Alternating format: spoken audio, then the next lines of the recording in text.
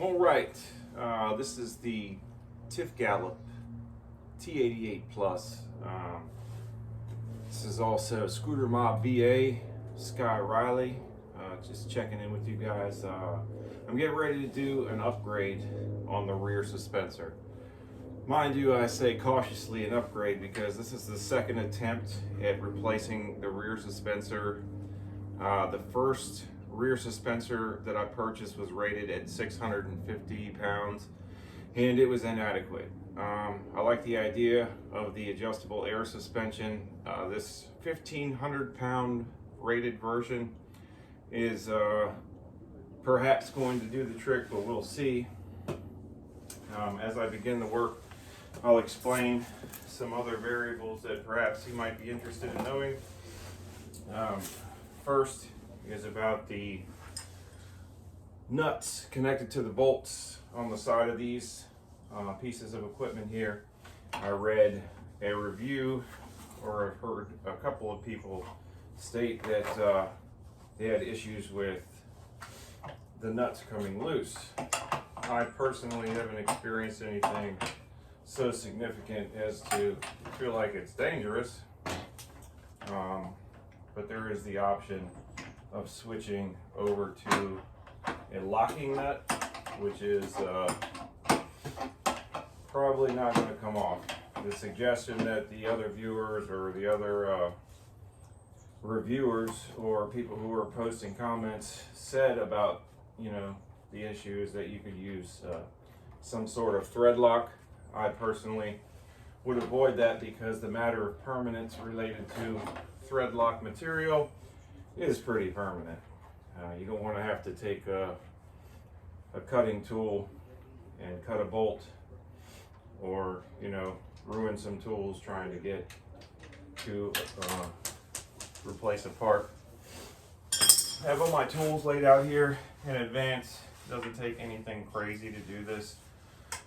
If you don't weigh as much as me and you own one of these scooters, the rear suspensor is certainly adequate, but I ride these things pretty hard, and I weigh 225 pounds. I carry a backpack with at least 25-30 pounds of gear on a regular basis, so what ends up happening is, yes, the suspensor keeps me up, but when I hit a pothole or jump up onto a curb or off of a curb, oftentimes what happens is it bottoms out, and I say oftentimes, like most of the time. So that's not something I can really tolerate. It's not something I'm going to tolerate. Like I was saying before, they have a version of this which has got two rear springs. So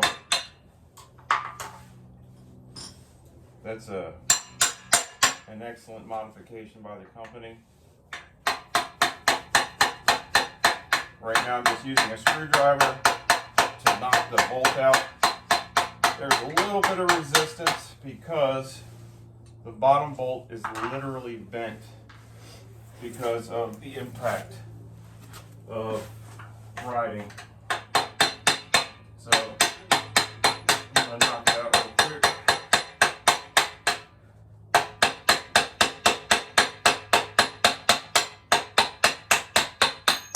There it is. Done deal. What you do need to know, you can see it's got a little bend to it. It's not a huge deal. It's something that could be easily replaced if you were to go to a hardware store. The hex formation at the end of the bolt is probably not something you would be easily able to find.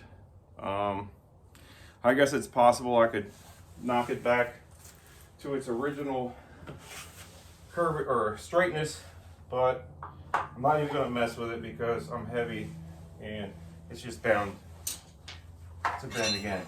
So there's these little pieces back here. Seem pretty wedged into place right now. I don't want to be sloppy about this. I'm just going to take the top one out and see what happens. On the top one, top bolt, there's a whole bunch of little pieces, washers on the inside. So I stuck my screwdriver through as the bolt was coming out, and now I'm going to do my best to catch them. They're probably going to fall, not a big deal. Yep, there they go. So there's 4 pieces. 2 of them fell. The other 2 generally stay wedged into place. Like I said, this is the second time I'm doing it. So let's see what we got here. Another important thing is, yeah, we're gonna have to take off this rear fender. That was something I would have done in advance. I forgot. So we'll go ahead and get to that. You gotta take the rear fender off in order to insert the new suspension with ease. I like doing everything in a more simple fashion, so just get the fender out of the way. It only takes 4 of these little hex bolts right here in order to access that area. It's not a big deal. There we go. Oh, that's the wrong side. So we'll go over here. Hopefully I can keep track of that stuff later on. I'm pretty good at mixing stuff up. So we'll separate it. Yeah, these 4 little pieces here easily come out. It's easy to put back in. And for a matter of, you know, expediency and access, like really you're gonna have to get your fingers in there, or you're gonna have to slide the piece in and out. The old piece out, the new piece in, so it's just better to go ahead and do this. And I suppose that had I done this in advance, it would have been less instructive than showing you A, how easy it is to do, and B, that it's necessary. The rear suspensor itself on this is one single solid cylinder, and it works good. It's a strong piece. It's just if you're a heavy person and you're performance riding, it just bottoms out, and for me, that's just not acceptable. I plan on doing a whole lot of riding, and the last thing I want to see happen is my knees and everything else get banged up because I don't have the right equipment in it. Okay, so we've got that loose. Yeah, this is going to be a doozy. I forgot. The reason why this lower section is not coming out, and I guess this is the reason for the video. This other bolt, which keeps the forks in position, is tightened. I tightened it the last time that I worked on it, and now I have to untighten it because that separation is important in order to actually take this out, and especially when you're going to put it back together. Yeah, you definitely want this thing taken out.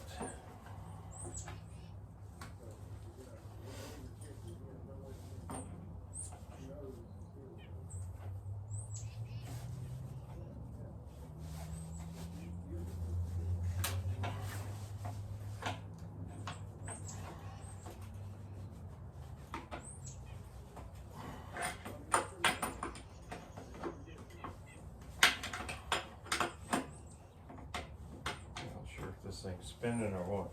There we go. Yeah, so the tool I'm using here is a crescent wrench. I probably should break out the socket set. It's much more proficient to use a socket set if you have it.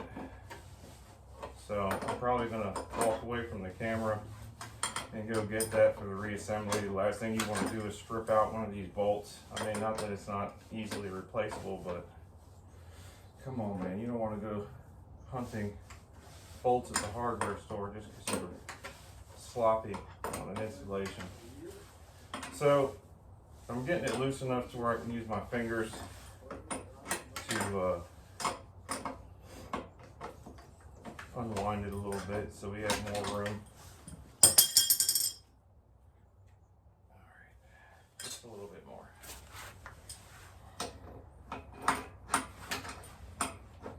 There we go. Got everything falling apart, so we must be doing something right. Yeah, I was trying to install the spring last time, or the shock system last time, and I couldn't figure out why I couldn't get it in there. And then I realized that this bolt that I'm loosening now, this one right here, was preventing me from being able to move the forks in one direction or the other. And I suppose if it really came down to it, you could remove the rear tire. Oh, it's real fun to get back on. It's actually the most fun, and when I say the most fun, I don't mean fun at all, to replace the tires. I upgraded these tires to street tires, and they're fantastic. Got them on Amazon. They were just under $100 for the pair, and they're fantastic. The tires that came with it, you know, they were off-road tires, but these things are really sturdy. They're really fine pieces, and when you're traveling at 50 miles an hour, the last thing you want to worry about is my tire going to pop or something else. All right, so these pieces right here go to the lower section. This right here is the shock. Like I said, it's pretty sturdy. It's pretty robust. I'm just a little bit too heavy. So this is the new one. Again, the comparison is, you know, they're similar in size, entirely different in construct. That is a pressure release valve. So with that, you can adjust the spring. There's also these little metal pieces in the eyelets. I'm going to knock those out because the bolts require that extra bit of space. That should do.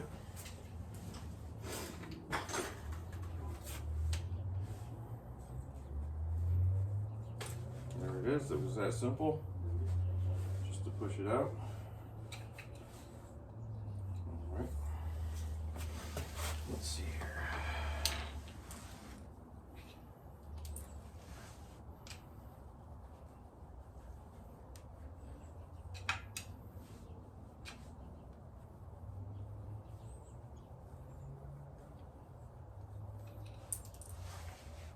All right.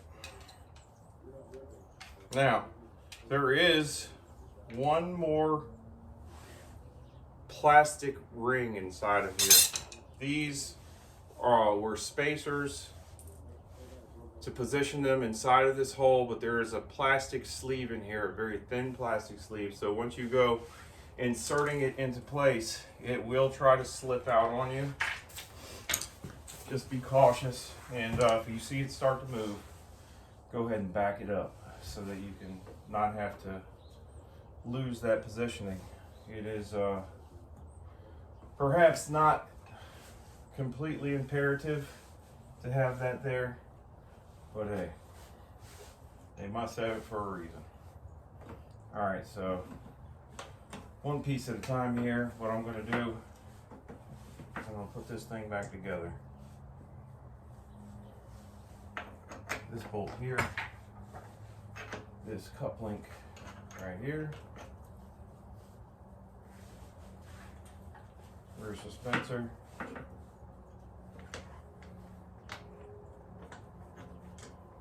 okay, I got it through, no problem. I'm going to put this other cup link here,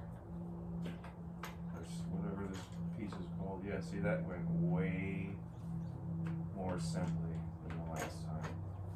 That was incredibly easier. Yeah. going to go ahead and pull that back out and position it the way I really need it, which is completely the other direction. Easy fix. Spin it around. And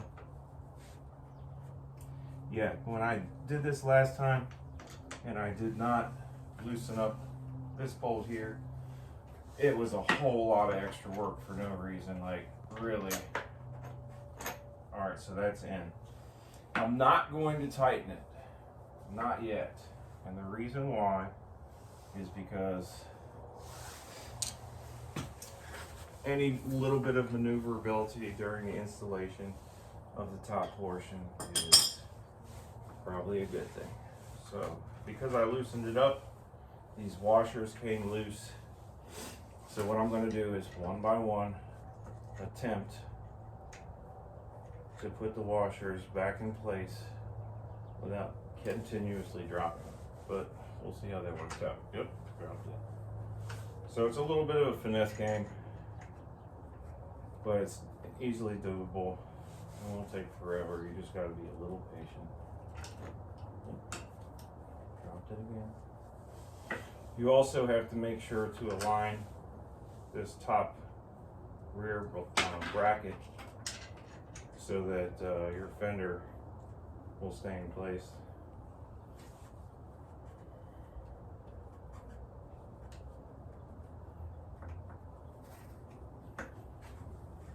There we go, got one. And then putting the thicker one. The thinner one goes to the outer portion. The thinner one to the outer portion, the thicker one to the inner portion.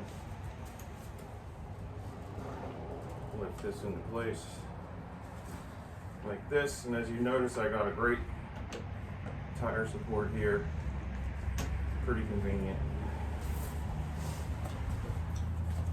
Sometimes it's cool to have somebody work with you. My buddy Sean usually works with me on this kind of thing, and I usually do it at his house because he's got all the tools. But today we're going solo because, well, to be quite honest, I'm off of work and there ain't a whole lot going on, so let's get it done. Alright, so we got it lined up just enough. You want to be careful, like I said, to not push that sleeve out. So lift it up and down a little bit, give it a little wiggle, boom, good. I'm going to back it up just a little bit.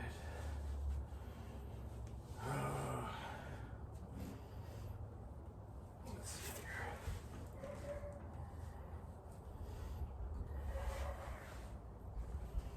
All right, thick one on the interior. Just gonna back it up a little bit. There we go.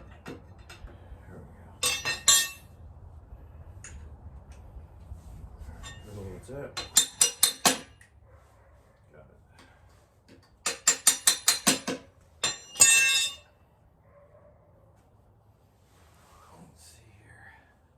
Like we got somewhat good alignment, so I'm going to tap it some more. There it is. Got to back it up just a little bit more. Let's see here. So I can get this last piece in. Now, because I've changed the actual equipment, what we have going on, the last time I did this is I had to add some extra washers. I don't have these washers today, and this may or may not affect the installation as far as like side to side movement. You want these things to be stable. So what I'm going to check out is if we tighten everything up, is it going to sit properly and have no issues. So as it stands, the installation has gone well enough, but yes, indeed, we do have a spacing issue that will require perhaps more spacers. Now, when I tighten this up, it's not going to go far enough together to make a really huge difference. Do I think that the rear suspensor is going to toggle one way or the other very much? No. However, what we're going to have as a problem is any type of movement. It doesn't have to be a significant amount. Any type of movement may be bad. So what I see here is I've got these plastic rings that actually came from inside of the shock that I just purchased. So despite what I want to do right now, I'm going to go ahead and back this thing out one more time, and that's what the video is for, to show exactly, you know, what's required in order to do this right. You don't want to do this wrong, especially if I've already got a bent bottom bolt.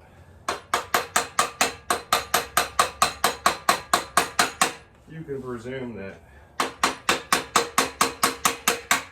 any issue, and there goes that sleeve, huh?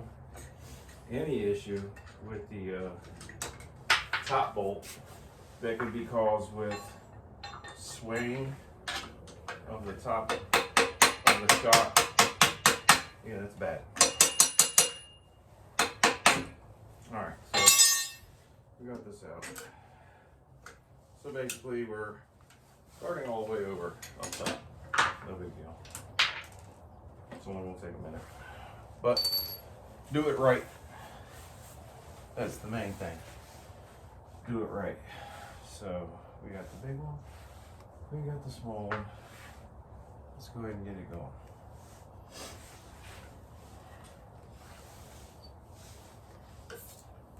This.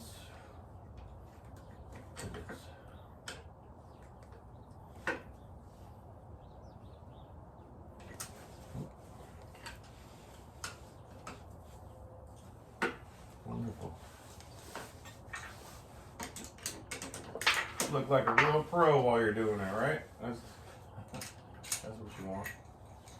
But, you know, if this was easy, I guess people wouldn't be paying big bucks to get their work done in different shops. I myself, I just can't do it, bro. I'm not paying. And I don't mind working. Like I said, this is my day off. There is no days off. Not when you got kids, not when you got life. All right, so I'm gonna put this plastic ring on first, just as a spacer. I'm gonna put the metal ring on second. I'm going to lift the shock back into place.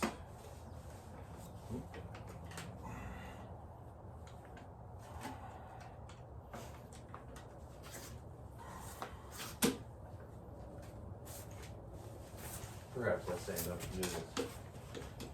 Alright, so I got my foot under there. Of course you're gonna get me wrong. You got the video wrong.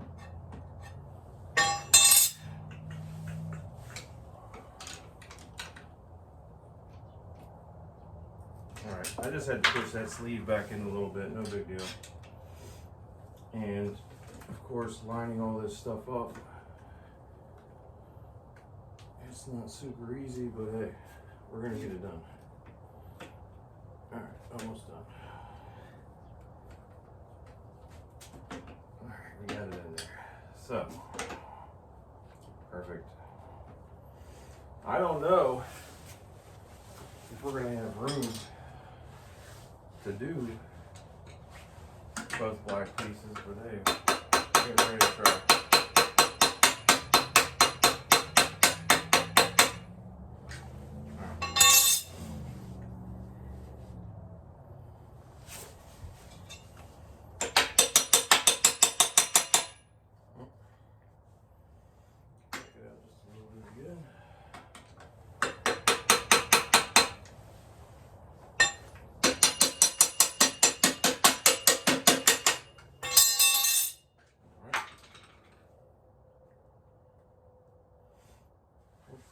fit.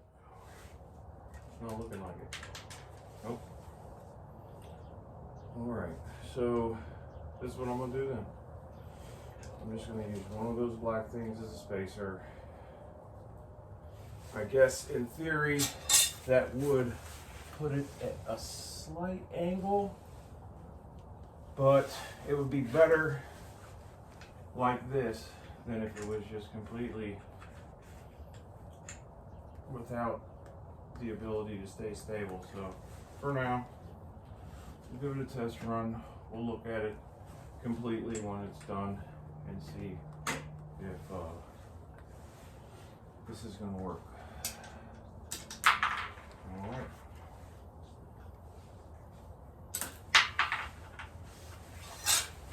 Almost done.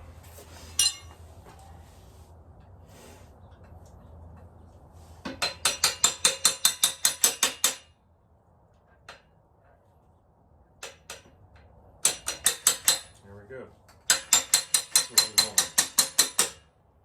And honestly, it looks like once we tighten this thing up, it's going to be perfect. So let me step back a little bit. It looks like, let's see if this is straight.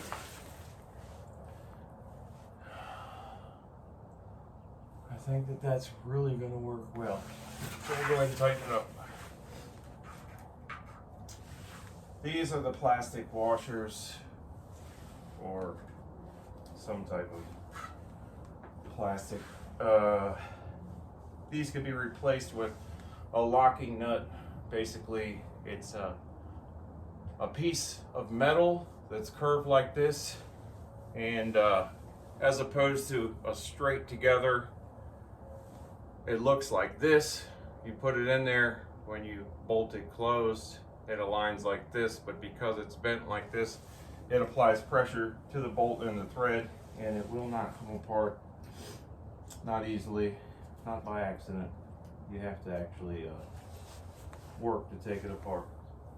But if you use the thread liquid that hardens up, you could be putting yourself in a situation where you gotta cut bolts, and that's not what I would suggest. So you might hear it from somebody else that you want to do that to secure your bolts, because people have been saying that that's an issue. It hasn't really been an issue for me, and I ride pretty hard. But that being said, my suggestion would be the thread lock is no good. So you lock it up. All right, down to the end. Yeah, I did say I was going to go get the ratchets. That's okay. What can I say? I'm on camera. Oh, and what I see here is we got something spinning. So, came prepared for that. Got this jewel here. And the next time it wants to spin, it's not going to. Not very far. So, if you want to have your hex tool available to prevent that, there we go. Heck, we might just get this done in under an hour, huh? Oh, by the way, since I just thought of it, you know, this channel is really about the people like me, the people like you, who are trying to find out the most about the most price comparative available equipment and real owner reviews. A lot of these channels, they say, hit the subscribe button, hit the subscribe button. Yeah, you know what? It's cool to get a subscriber. It's not cool when you wake up in the morning and your subscriber's gone. But that's not what this is. With that being said, if you want to show your support, or if you try to just let everybody know that you're a scooter mob, whether it's VA, whether it's on the other side of the planet, hit the subscribe button.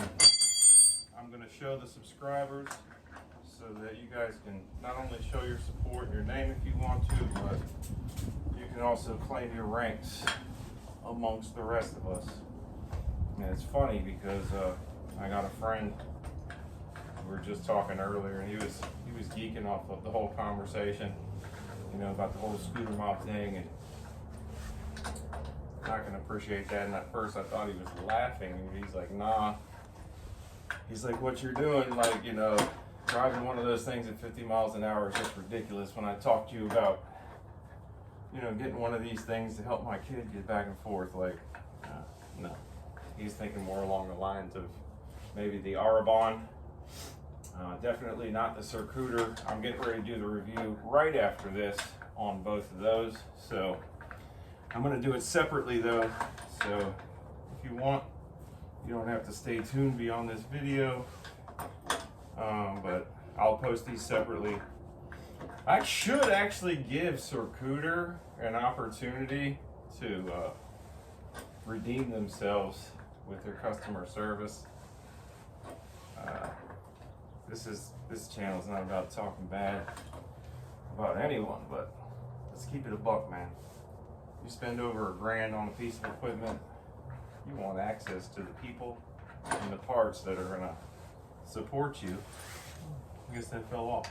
Support you and being able to make it right. So, problem is, unless you purchase your scooter directly from, like, say, Amazon or any of these other vendors, you can buy directly. When you have an order number, that's great. But if you buy, like, say, off of Facebook Marketplace, or, you know, one of your buddies has one brand new in the box. There's a brand new box for Circuiter sitting right behind me. But for my buddy Dave, that didn't work out too good. We'll get into that in the review. But I just didn't want anybody to think that if you're going shopping for one of these things and you buy it secondhand, that you're going to have customer support. You better have some tools and you better have some know-how.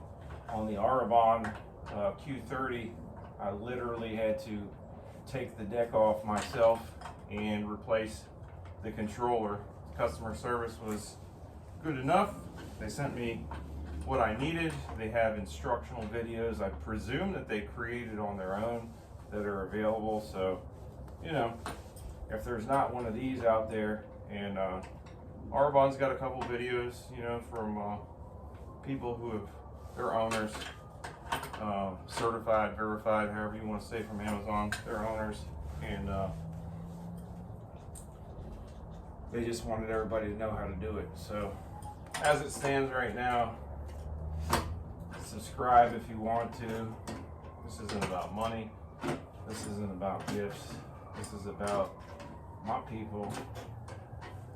Whether you're stuck riding a scooter because you're like me, you don't have a license, whether you're doing it for fun. Yes, I'm going to be getting a license soon, but I shall not put away my scooter.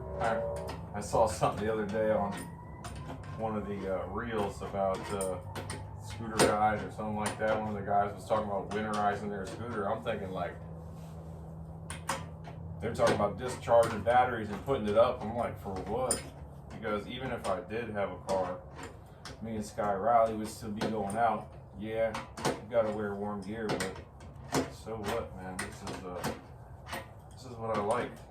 You would think that sitting down on a scooter, great. Getting an electric bike, great. But this is a whole different experience, man. Like, sometimes I'll be in my feelings about something or thinking about something, and I just want to get out and clear my head, get some fresh air, and this is what I do, man. I go hop on Sky Riley and we take a break from everybody. So we're just about done here. I ain't gonna lie. I'm just gonna leave it at this. When I shut off the video, I am going to get the ratchet set, and I'm going to tighten these things up correctly. For the time being though, let's go ahead and take it off the tires and see if we have the suspension we need, right? Let's cross our fingers. I don't know what's gonna happen here. And I wouldn't be surprised if it doesn't work out. We'll see. Oh, we might have something.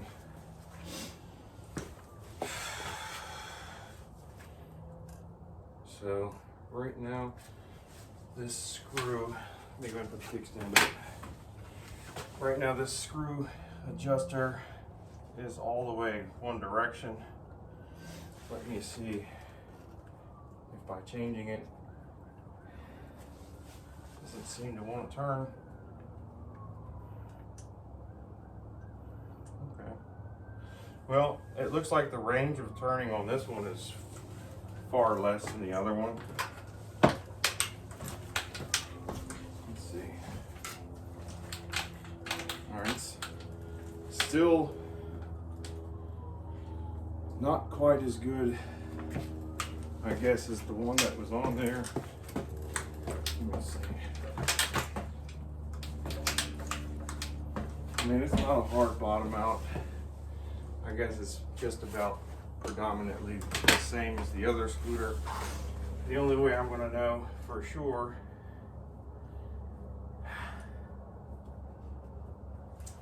is to take it for a ride. The screw adjustment in the back, it dictates how much air gets released how fast, but this knob isn't really turning the way I think it should. Yeah, this may be an issue. So let's do this maybe.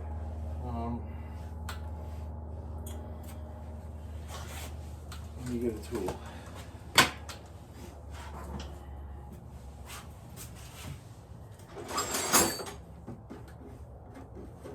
I don't know if this is going to reach in there, but we'll see. I gotta find out if this thing's gonna turn, bro.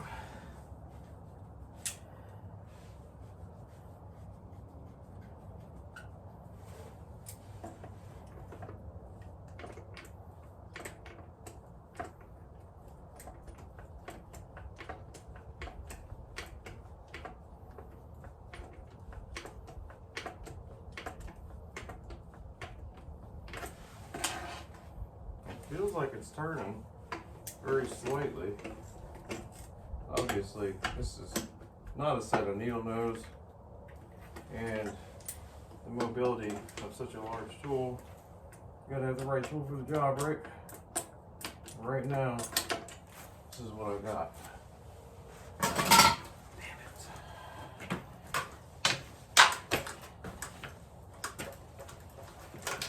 That's a little bit better. Just still a little soft on the back end. I mean, the suspension's good. But like I said, man, what is the point of doing all this work if it ain't gonna prevent you from bottoming out?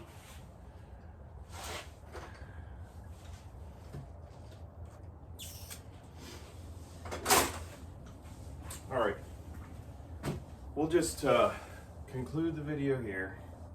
I'll give you a report on how well it goes. Scooter My V8 out.